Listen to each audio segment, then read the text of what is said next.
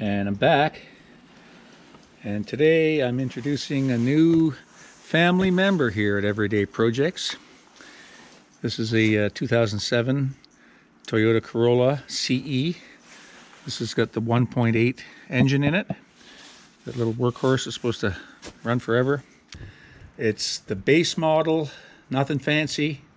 This is pretty much the condition I got it in. It's got a battery that's got a charge in it, not a great battery.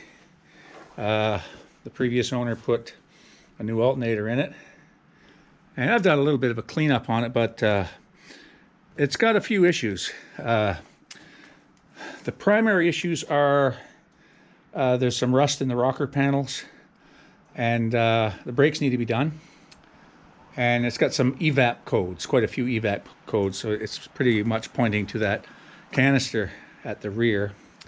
So I'll just take you around here, show you a little bit. It's kind of dark in here, but so here it is. It's just the basic Toyota. It's 5-speed, so a 4-cylinder 5-speed, and not too bad. I haven't cleaned that out at all in there yet. I've got to do a scrub on it and stuff.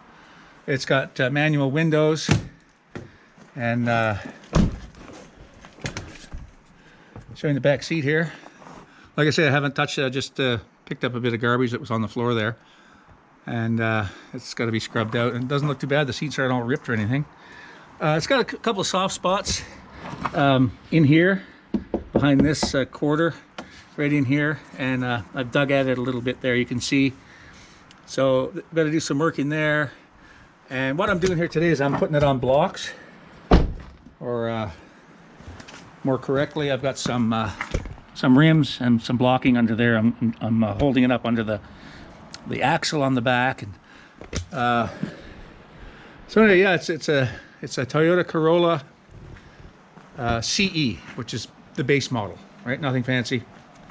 Most of it's okay. It's got dents and dings and whatnot in it, and it's got this like I say, the rocker panel on this side's got some rust in it too. Okay, I got it secured on blocks and rims, and I left the jack with a little tension on it there. But you can get a look in here.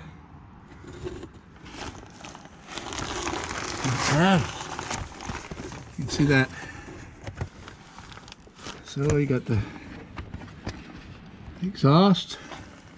I guess that's the cat and the resonator.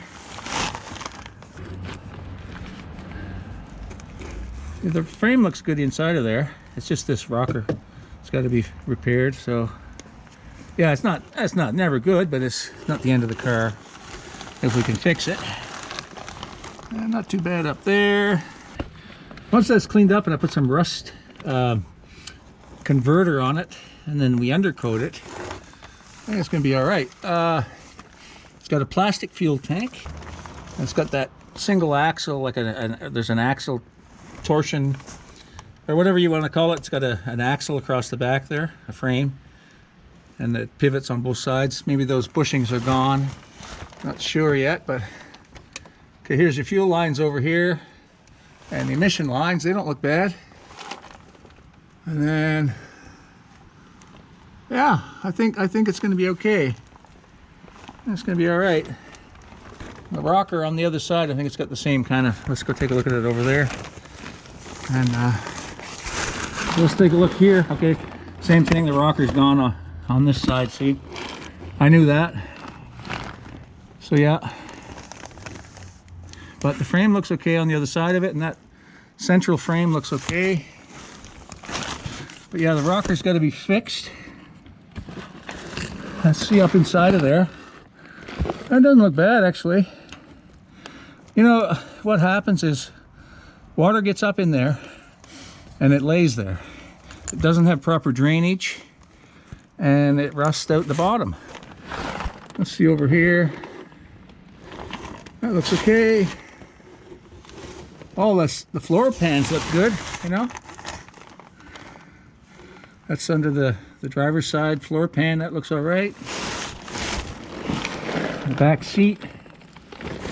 So I think, yeah, with a bit of elbow grease, we'll be able to bring this back.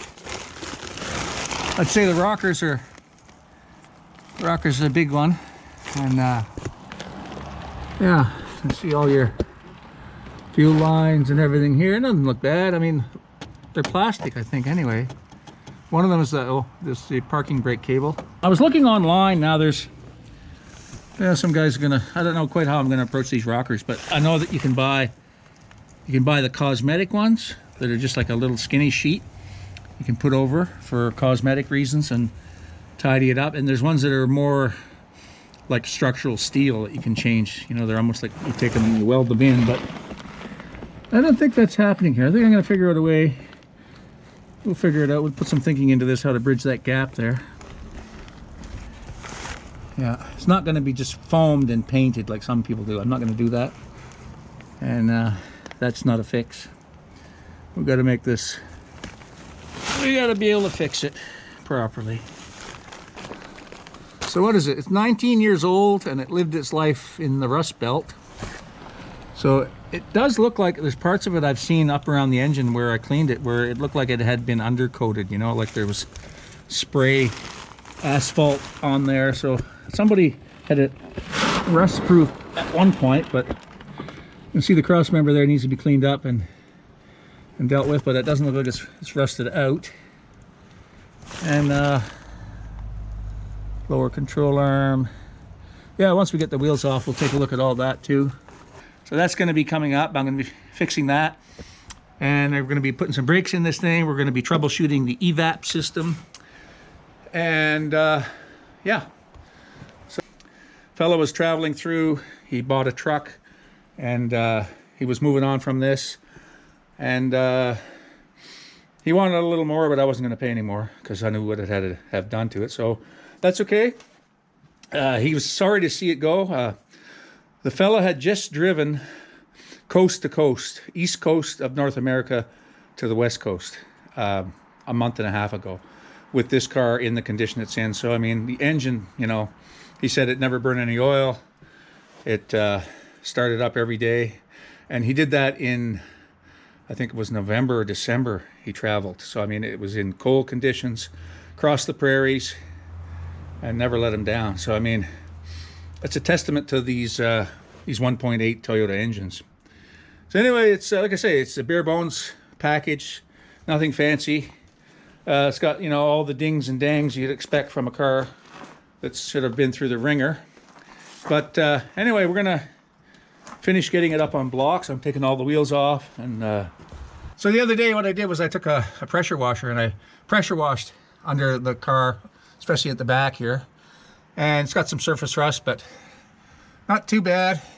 And that'll all be covered with fluid film once I get the repairs done. Here's this charcoal canister. There's some issues with that. So we're gonna be looking into that in the next couple of weeks. And whatever else this thing needs to get it back in one piece. There was a new exhaust put in it from right here, just ahead of the muffler, all the way through, new catalytic converter, right to the front. That's before I got it. So I think I'm gonna be doing okay on this. It's gonna be a bit of a project, and yeah, I'll have you along for the ride. So anyway, I have extra rims, these cast aluminum rims, and I just put some boards across it and some blocks to get it up a bit higher than what you'd normally get on it, you know, a couple of blocks on the ground. I've got axle stands too, and I may bring those out at some point too, but they're actually under another vehicle right now, so this will work for now. I'm gonna get the front up the same way, take all the wheels off, and we're gonna be having a little party. A car fixer party here coming up. Let me see, is this door open? No, it's not open. Let me see if we can get this open for you. So it's manual locks, manual windows, and no ABS, just the standard workhorse Toyota Corolla, the base edition. And yeah, I mean, a good cleaning inside is going to be pretty good. I mean, you know, the seats aren't ripped. It's got 268,000 kilometers on it. And for that engine, that's, what is it in miles? I'll put that on the screen here. And for this particular engine, that's not considered high mileage, because these things should go and go and go and go. Anyone that's got a Toyota Corolla with a 1.8 in it. Please put your comments down below. I know a lot of you aren't in the Rust Belt, you know, you're in places where you don't get any corrosion or too much corrosion, but this lived its life in the Rust Belt, so it came out of that, and we're going to see what we can do with it within reason. Oh, the other thing too is it's got an exhaust manifold leak, and that was known when I got it. It's leaking at the gasket, but very often these manifolds crack. So I looked on Amazon, and I have both a gasket, if it's just that, but I also ordered the manifold. I got one for 160 Canadian for the manifold, so it covers all 4 cylinders down to the pipe there, and it comes with all the gasket and comes with the bolts and everything. So, but it's a hobby, and it's something I'm doing for YouTube, so hopefully there's interesting points here for all of us. I'm going to be learning a bit as I go, and hopefully you guys follow along and see how it goes. I welcome your comments down below.